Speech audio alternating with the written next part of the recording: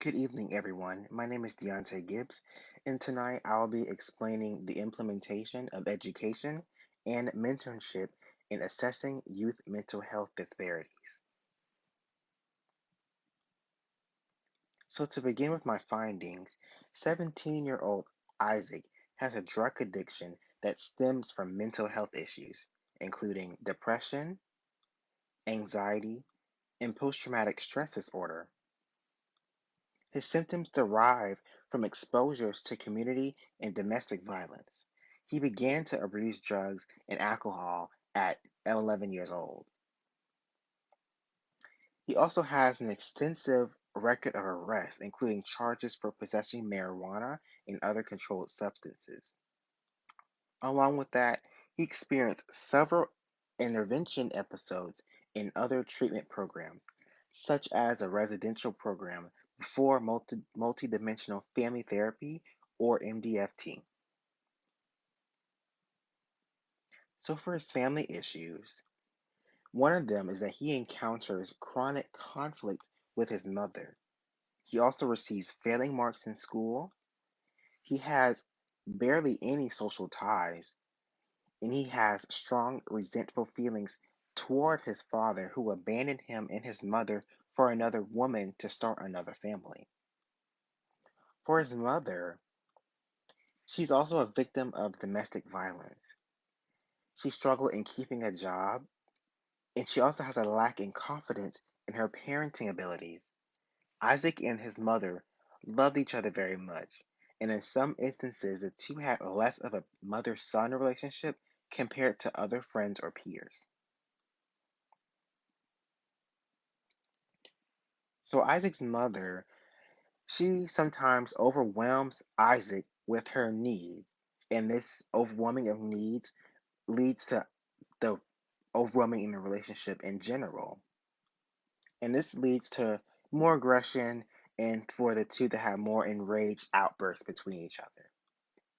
Isaac also suffers from co occurring disorders, as he suffers from a combination of panic disorder with substance and alcohol abuse. So, after identifying Isaac's mental and physical struggles, in accordance with his mother's personal issues and under the motivation to seek reprieve for his family, he decided to register in MDFT. So, for my recommendations, in reference to healthcare communication ethics, Arnett et al. Point out that responsiveness refers to the way we engage ourselves and others in health related needs. So, this idea relies on an ongoing set of responses that shape our living as we prepare for our end. And the responsibility is defined not by demand or acquiescence, but by responsiveness. The initial intervention in MDFT would be for Isaac and his mother to alleviate their communication patterns to the point that would allow for casual conversations without escalation to yelling, aggression, and hurtful comments. So, for ethical approaches, the first approach will be the contextual approach. So, Arnett et al. Reasonably add that contextual communication ethics recognizes variance in ethics amongst different cultures, people, and settings.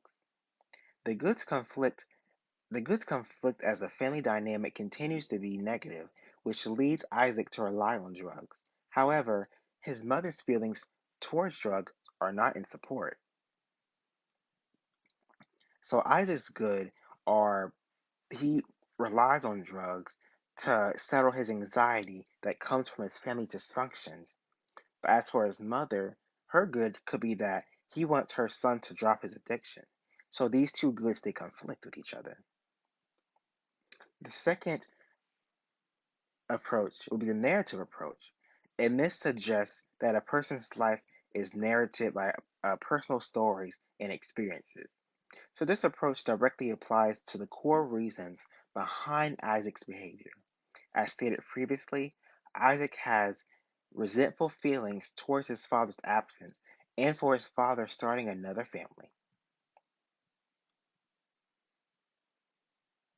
So the concept of care. Arnett et al.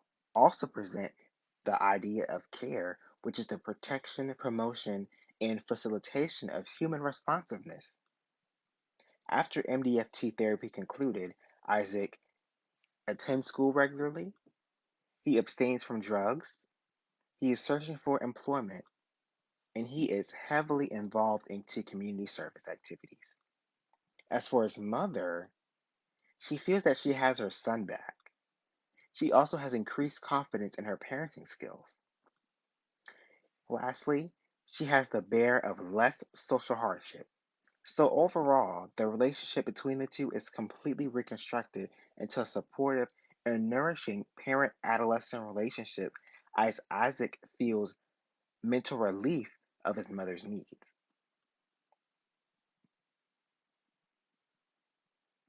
So for my implications, MDFT is a program that is aimed to provide effective guidance in managing an individual's impairments. Programs that are similar are focused on peer-led activities and intervention programs. The absence of such programs could lead to younger populations to make unfavorable decisions, leading them down destructive pathways.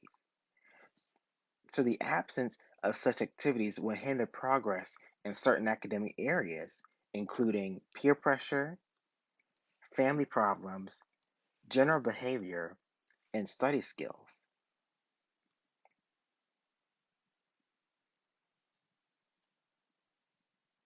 So continuing my implications in connection to Mr. Isaac, without peer-led activities and intervention programs, his mental impairments would further convolute, resulting in him to behave adversely. So the lack of his participation in mentoring activities would impede his progress in scholastic areas. So due to his family dynamic and environment being unstable, it should be integral to involve Isaac in such programs. Here's my references page, and thank you all for watching.